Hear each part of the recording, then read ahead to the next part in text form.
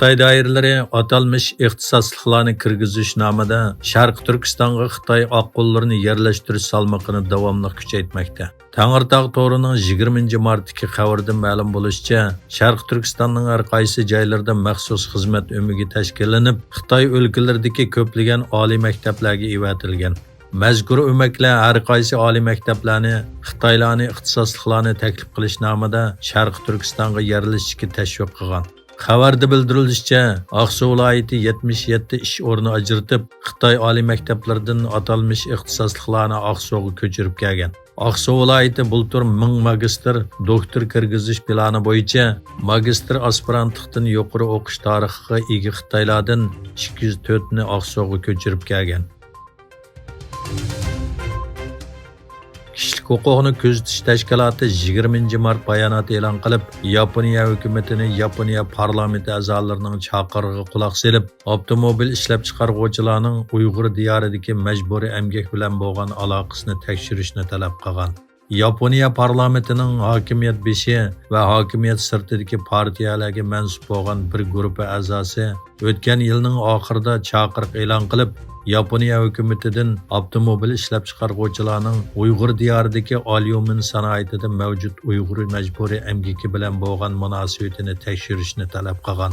Kishilik huquqni kuzatish tashkiloti 2023-yil 10-oyda e'lon qilgan dokladida Sharq Turkistondagi alyumin sanoatida Uyg'ur majburiy emgakining ishlatilganligi, Toyota'ni o'z ichiga olgan danglik avtomobil shirkatlarining davomli Uyg'ur majburiy emgakiga aralashgan alyumin mahsulotlarini ishlatayotganligini bildirgan edi.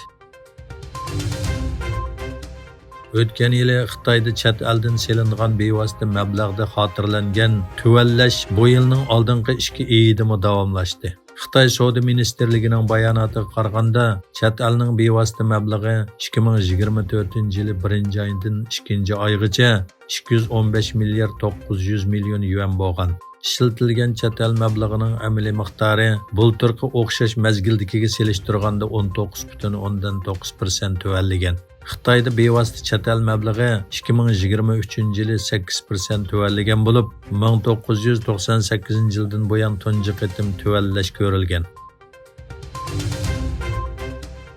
İlgilishicha, Turkiya Tashqi ishlar ministrligining muavin ministri bosh elchi Burak Akchapar Beijingda Xitoy Tashqi ishlar ministrligining muavin ministri bosh elchi Dingli bilan Turkiya Xitoy siyosiy maslahat yig'ini o'tkazgan. Turkiya taratqullaridagi xabarlarga qaraganda, kengash jarayonida ikki taraf munosabat, rayon va xalqaro masalalar haqida atrofli fikr almashtirilgan. İsrailiya G'azza rayonining shimolidagi Shifa doktorxonasini va uning atrofidagi bir qism falastinliklarni yerim yalang'och holda janubga ko'chishga majburlaganligi oshkorlandi. Bir falastinlikning uyining derisidan tortgan ko'rinishlar ijtimoiy taratqularda tarqaldi. Ko'rinishlarda bir to'p falastinlik janubga qarab harakat qilayotgan bo'lib, ularning badanining usti yalang'och, ostiga faqat ish kiyimlarini kiygan.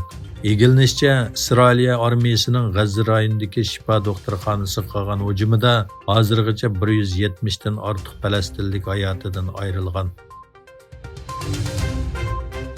Ukraina prezidenti Vladimir Zelenskiy Rossiya prezidenti Vladimir Putinning Moskvadagi terrorlik hujumini Ukraina bilan bog'lashga uringanligini aytdi. Zelenskiy Rossiya armiyasini Ukraina va bu davlatda yashaydigan kishilarga qarshi terrorlik harakatlari elib bordi deb aybladi.